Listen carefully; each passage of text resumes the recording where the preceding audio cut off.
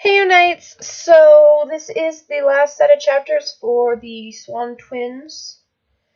I'm excited because we're almost done. Yay!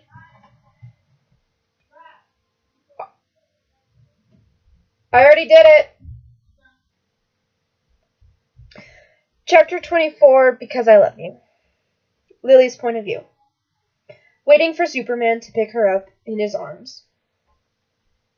When I heard my phone's ringtone, I instantly dropped the picture back on the coffee table and grabbed my phone from my back pocket. I saw Jasper's name flash across the screen and instantly pressed the little green button. Jasper, are you okay? I said as soon as I pressed the phone to my ear. We lost the tracker and the leader. The woman is still in the area. Esme and Rose are going back to Forks to protect your father. We are coming to get you. He paused, and he sounded severely worried. And you and I are going to go somewhere, alone. The others will keep hunting these rogue vampires. Lily, I love you too much for you to be taken away from me after all these years I've waited for you. I love you too, Jasper, I said back to him. I'll see you soon? Yes. Bye.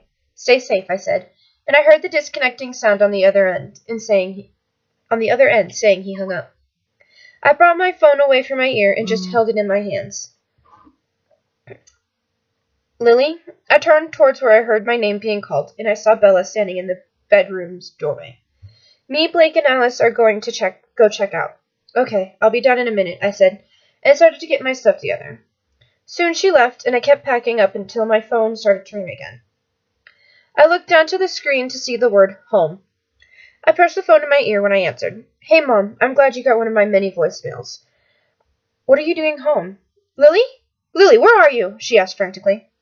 Calm down. Everything's okay, I said, trying to calm her down, but it didn't work. Lily, where? She stopped talking, and I started to hear static coming from the other end of the phone. Mom, are you there? I asked, confused.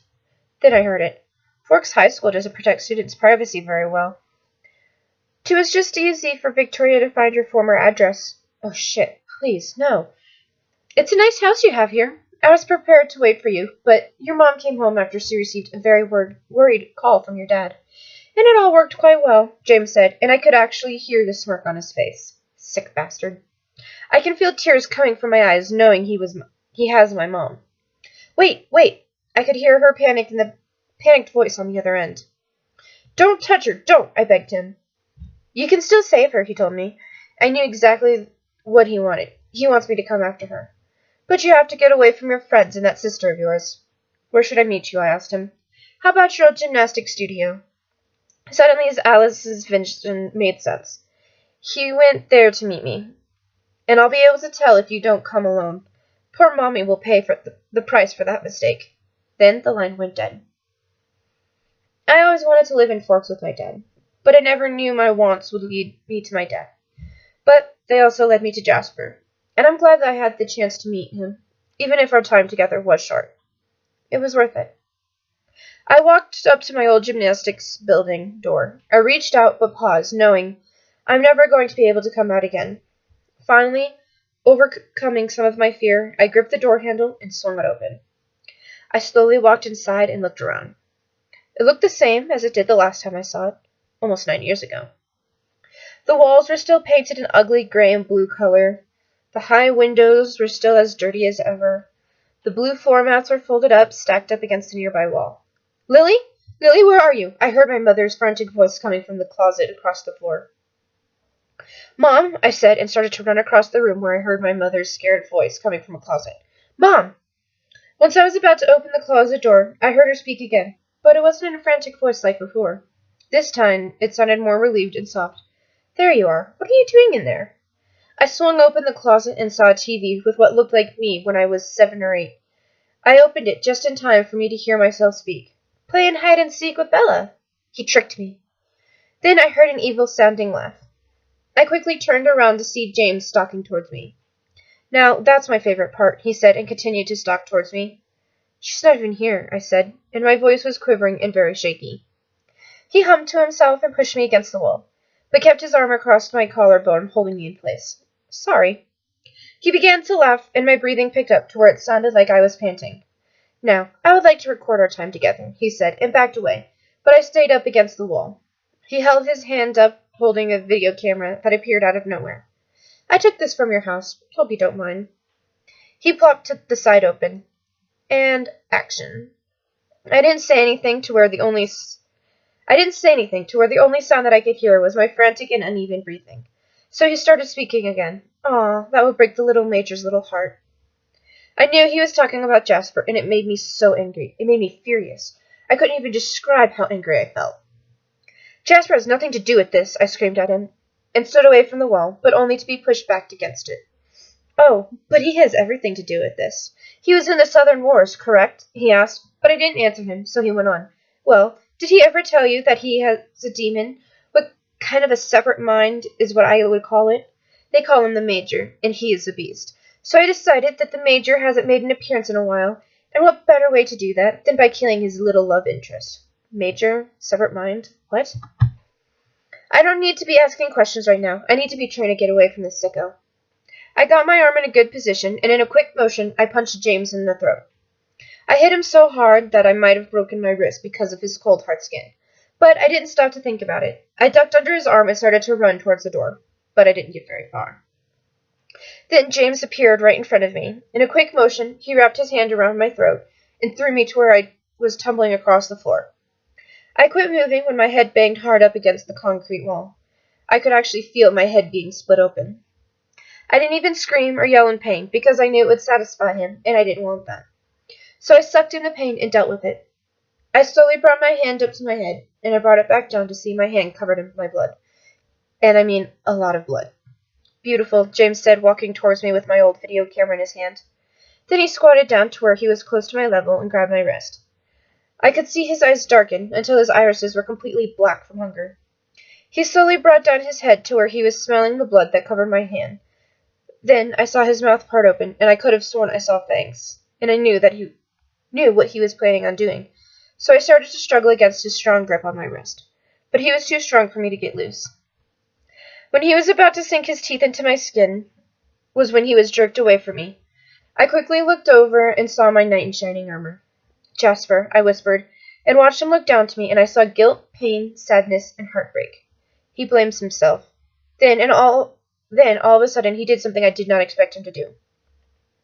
Suddenly, his entire posture changed.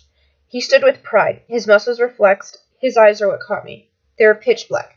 No other color were in his eyes. No white, just pitch black. Then, before I could blink, he was standing in front of me. He was crouched down on the balls of his feet. His arms were outstretched like it was protecting something.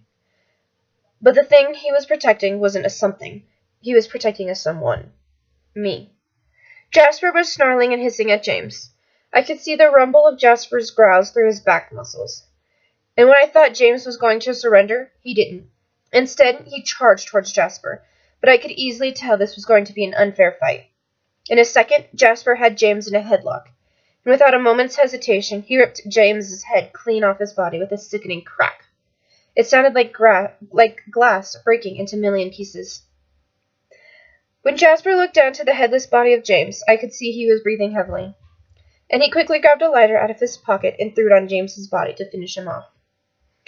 Honestly, with what I just saw, I should be afraid. Terrified even. But I wasn't. I was intrigued. I was amazed. Jasper, I whispered again, but when he looked towards me, his eyes were still pitch black, and I saw myself getting lost in them. What James said came to my head. Well, did he ever tell you that he has a demon, and he is a beast? It wasn't true. He wasn't a demon nor a beast. He was more like a guardian angel to me. He protects me, he loves me, and I can't help myself but love him back. I was brought back to the real world when I slowly saw Jasper's eyes slowly turning back to his original beautiful golden-colored eyes.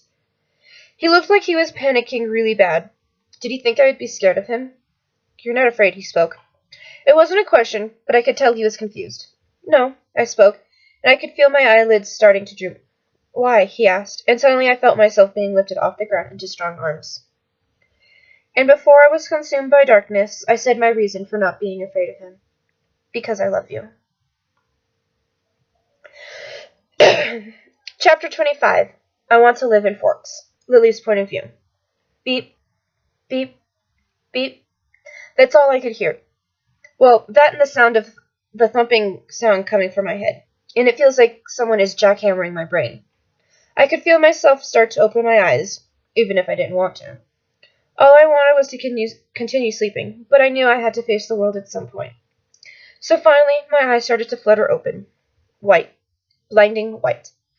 Why would people paint hospital walls white? It's not a good thing to wake up to. That was the color of the surrounding walls. I looked fully around, but stopped when I saw someone sitting on my bed. Lily? I heard the voice of my mother coming from beside me. Mom? I asked her, confused. Hey, she whispered to me. Where? I paused to actually fully open my eyes. Where is he? Where's Jasper? He's asleep. Asleep? I thought vampires couldn't sleep. I looked over towards the couch up against the far wall. There he was. He was laying flat on his back with his eyes closed. He's faking. That's why my mom thought he was asleep. Your dad's down in the cafeteria. What happened? I asked, wanting to know what story the Collins had to tell to make sure they didn't have to mention the psychotic vampire that tried to kill me. Well, you fell and banged your head pretty hard. Pretty bad. Broke your wrist and you lost a lot of blood, she answered me. You don't remember any of this, do you? No, I lied. In fact, I remembered everything that happened. Jasper and Edward came down with their dad to convince you and Bella to come back to live in Forks. Then you fell down some stairs when Bella went to check on you. When she went to check on you, she went down too and fell also, she explained to me. Wait, what happened to Bella? I asked, concerned. Well, when she heard you fall, she went to check and see what happened. She went too fast down the stairs and fell like you did, she explained further. Why did they say Bella got hurt also? What happened? Was she hurt? Yeah, that sounds like us, I said, trying to lighten the mood, but was mentally screaming in my head about Bella. Oh, honey, I'm so sorry, Mom said and grabbed my hand on hers. Then her phone went off. She grabbed it off the side table by my bed. It's Phil. He's so worried about you and your sister. You're texting? I asked, astonished when I saw her typing on her phone. Finally, yeah, she said, not looking up from her screen. Then I heard the scenting sound, and she looked back up to me. I told him to stay down in Florida. Oh, honey, you're going to love Jacksonville. It's sunny every day, and we found the cutest little house. I cut her off. I'm staying in Forks. What? She asked me. I want to live in Forks. With Dad, I spoke. Okay, we'll talk about it. Do you mind getting Dad? I have to talk to him. Apologize to him. Okay. I'll get him after I talk to the nurse, she told me while getting off my bed and out of my hospital room. I sat there for a moment, but I quickly looked to Jasper to see him rising from the couch he was laying on. What happened? I asked, scared. Where's James? We took care of him in the Laurent, he said, and took a seat where my mom was once sitting on my bed. And the woman, Victoria, she ran off. What happened to Bella? I asked frantically. When he didn't speak for a moment, I became terrified. What happened to her? Laurent called her and said he had your mom. They used the same trick on both of you. But we got there in time, he said. Thank you, I said, relieved that she was okay. I'm alive because of you. No, he quickly spoke. You're in here because of me. And the worst part was I was scared I wasn't going to make it in time, and I would lose you.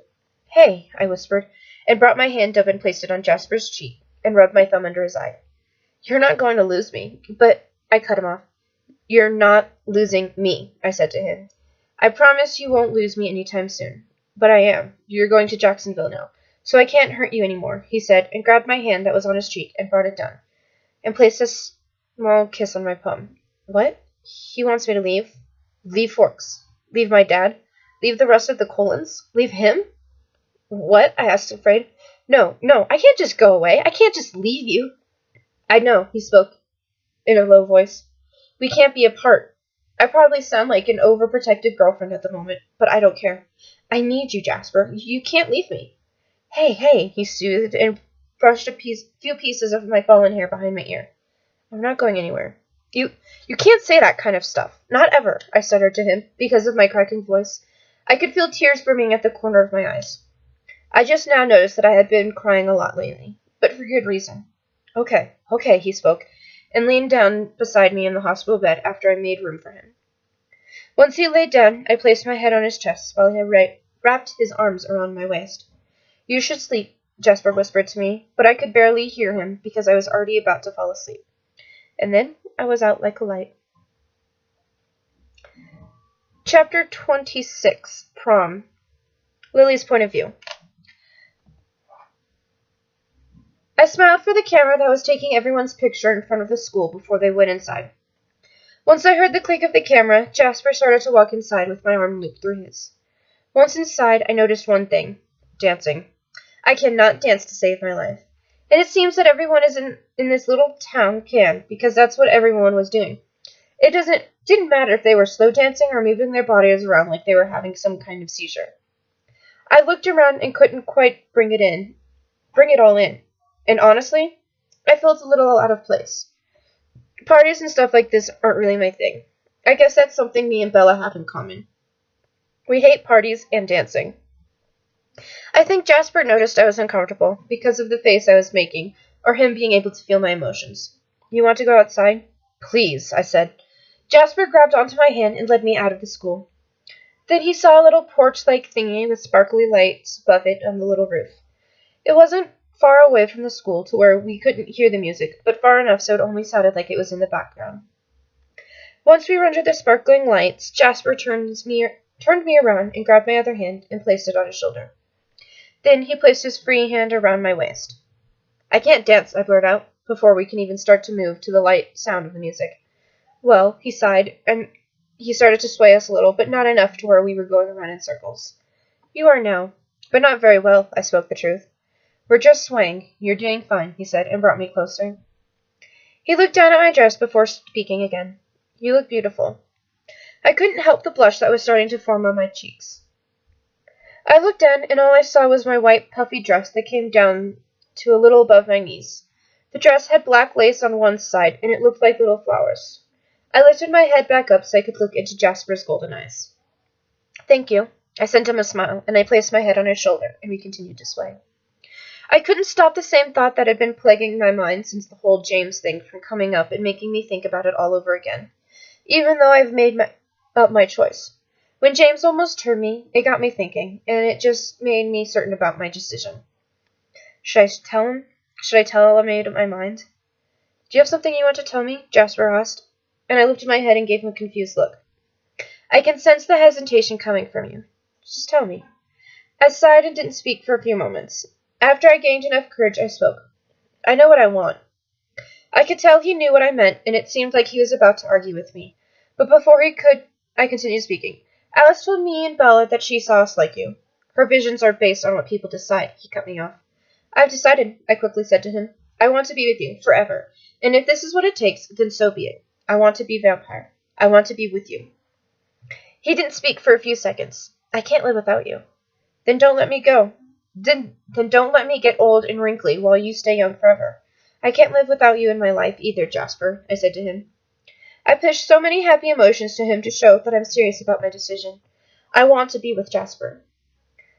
He spoke, and he seemed desperate. Wait until graduation, or after, but spend your first high school day as human. I thought it over for a few moments, and I thought it seemed like a reasonable deal to me. I nodded my head. Until graduation, I said, sealing the deal. After graduation, he has to turn me. But I have one request if I have to wait that long. Of course, he spoke to me and placed his forehead against mine. I could feel his warm breath fanning my face, even though he didn't even need to breathe. You have to turn me, yourself. I fluttered my closed eyes, that I didn't even notice were closed open. Deal. I love you, Jasper. And I love you, he said, and pressed his lips to mine. Immediately, I kissed him back, not knowing that a strawberry blonde crazy in the head vampire was watching us from inside the school, not knowing that she was already planning her revenge on us. All I know was that I was going to be turned into a vampire after graduation, and all I knew was that I was going to get to spend the rest of forever with the man that I love. That's all I wanted to think about.